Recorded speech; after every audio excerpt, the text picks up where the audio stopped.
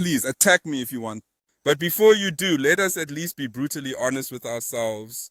The governor of Anambra, Charles Soludo, recently arrested a native doctor and asked him to command crocodiles to appear in the polluted stream where he claimed to perform sacrifices. If he truly had spiritual powers, the governor said he should demonstrate them, otherwise detention awaits him. I watched the video. It was hilarious. Then I listened to what the governor was saying about the danger posed by these stream native doctors who promise desperate people wealth without enterprise. I began to agree with him. Anyone who sells instant prosperity without work to struggling people is dangerous to society. I agreed with him, but I was also getting angry that he was not talking about the bigger danger that has lasted for many years. It was as if he read my mind and also mentioned them. He spoke about false pastors and prophets who tell their members that anointing oil will make them rich. He said many beautiful things after that. He declared that such practices would no longer be tolerated in Anambra. According to him, if you claim you have supernatural power, you must prove it. If you cannot, then you belong in prison. And honestly, I agree with him completely. But there's just one small problem.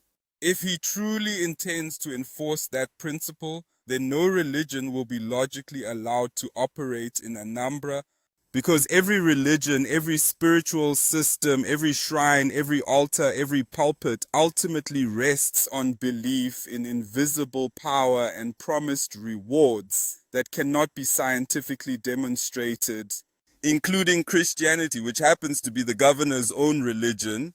Now, thankfully, he is not a member of Zion Prayer Movement Outreach, led by my pastor, Evang Ebuka Obi, where stories of sudden prosperity and miracle wealth circulate daily, just like that of Loveth. But the question still remains, can the governor dare to arrest the powerful pastors who do far worse than the village native doctors?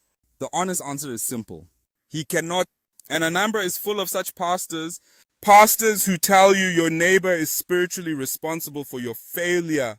Prophets who sell oil of prosperity.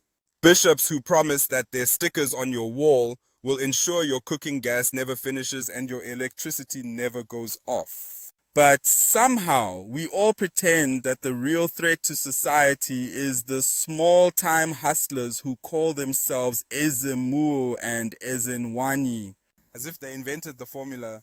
They did not. They only copied the pastors.